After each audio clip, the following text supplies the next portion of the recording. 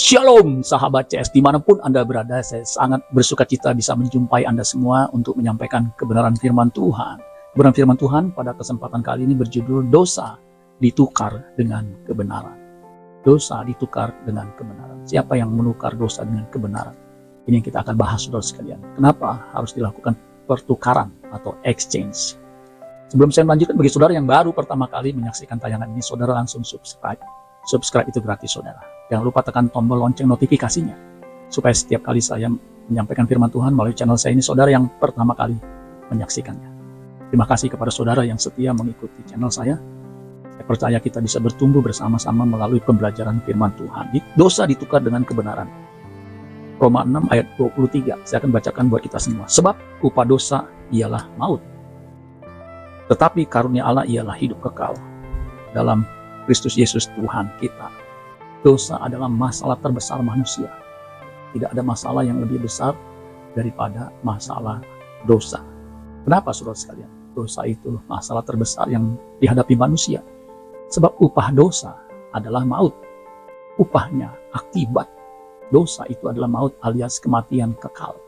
Kematian kekal itu bukan hanya sekedar mati, kemudian lenyap, tetapi mengalami yang disebut dengan api neraka. Yang dalam Wahyu dikatakan kematian kedua, di mana apinya tidak pernah padam, ulatnya tidak pernah mati, dan akan mengalami ratap kertak gigi selama-lamanya. Itu kematian kekal. Ya. Upah dosa adalah maut itu sebenarnya adalah parafrase dari Kejadian pasal 2 ayat 17. Di situ dikatakan tentang pohon pengetahuan yang baik dan yang jahat, buahnya jangan kamu makan. Kenapa? Pohon pengetahuan yang baik dan yang jahat buahnya nggak boleh dimakan.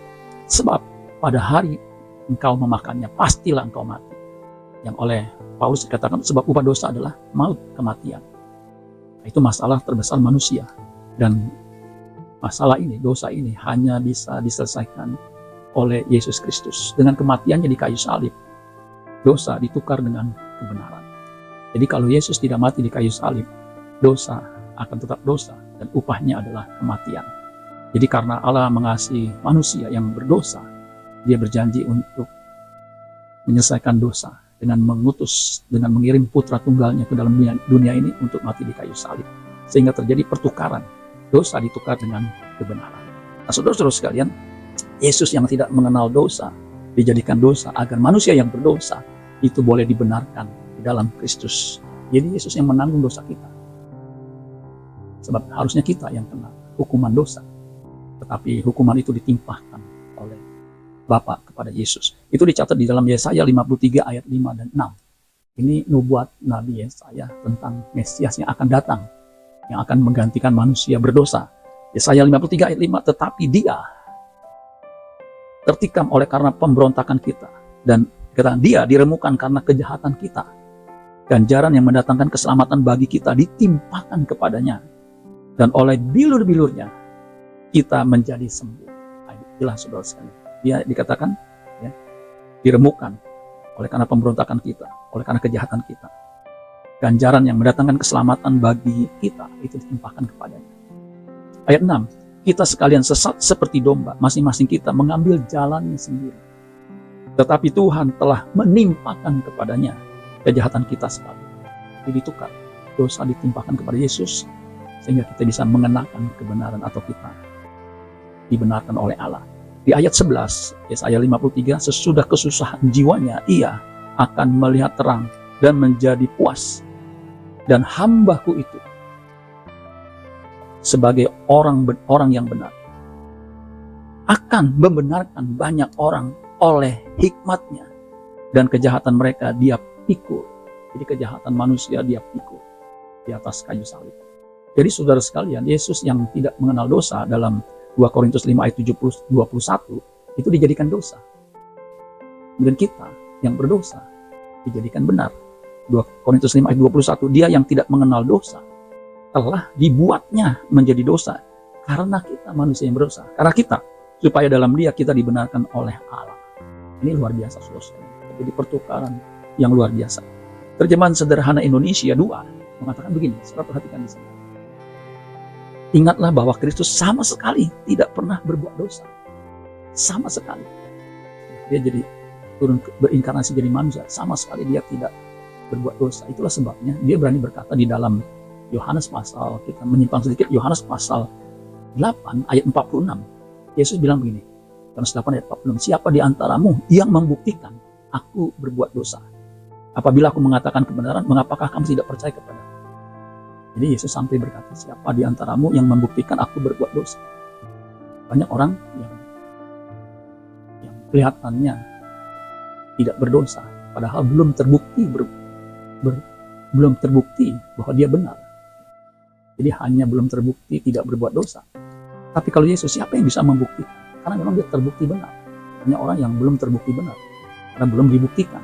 Tetapi Yesus sudah terbukti benar, memang tidak ada dosa, tidak mengenal dosa. Kita kembali, ingatlah bahwa Kristus sama sekali tidak pernah berbuat dosa, tetapi Allah sudah membuat dia diperlakukan seperti orang berdosa demi menanggung dosa kita. Allah melakukan itu supaya kita yang bersatu dengan Kristus dibenarkan di hadapan Allah. Supaya kita yang bersatu, yang percaya, yang menempel kepada dia, dibenarkan oleh Allah. Jadi kematian Yesus, darahnya itu menutupi dosa kita, sehingga Allah memandang kita menjadi orang benar. Jadi kalau Yesus tidak mati di kayu salib, semua kita manusia akan meluncur masuk neraka. Itulah sebabnya karena kasih karunia kita diselamatkan oleh iman di dalam Yesus Kristus. Roma 5 ayat 8, akan tetapi Allah telah menunjukkan kasih-Nya kepada kita oleh karena Kristus telah mati untuk kita ketika kita masih berdosa. Jadi Kristus telah mati untuk kita ketika kita masih berdosa. Ayat 9, lebih-lebih karena kita sekarang telah dibenarkan oleh darah-Nya, kita pasti akan diselamatkan dari murka Allah. Jadi darah Yesus yang mengampuni dosa kita, yang membenarkan kita. Bilur-bilurnya menyembuhkan sakit penyakit kita. Haleluya. 1 Yohanes 2 ayat 1. Anak-anakku, hal-hal ini kutuliskan kepada kamu supaya kamu jangan berbuat dosa. Namun jika seorang berbuat dosa, kita mempunyai seorang pengantara pada Allah, yaitu Yesus Kristus yang adil. Jadi saudara sekalian, supaya saudara dan saya tidak berbuat dosa. Tapi kalau ada yang berbuat dosa, kita punya seorang pengantara, Yesus, yang bukan hanya kalau zaman dulu imam-imam harus menyembelih domba, jantan, kemudian mencurahkan darahnya sebagai penebusan dosa. Tapi Yesus membawa darahnya sendiri kepada Allah untuk menebus dosa kita, sehingga kita yang berdosa dijadikan benar di hadapan Allah saat kita percaya kepadanya. Ayat terakhir, 1 Petrus 2 ayat 21 dan 23, sebab untuk itulah kamu dipanggil, karena Kristus pun telah menderita untuk kamu dan telah meninggalkan teladan bagimu supaya kamu mengikuti jejaknya. Ayat 22, ia tidak berbuat dosa dan tipu tidak ada dalam mulutnya. Ayat 23 ini ketika dia di kayu salibnya, ketika ia dicaci maki, ia tidak membalas dengan mencaci maki. Ketika ia menderita, penderitaan yang paling berat itu di kayu salib, dikatakan ia tidak mengancam, tetapi ia menyerahkan kepada dia yang menghakimi dengan adil. Jadi ketika dia menderita, dia tidak mengancam.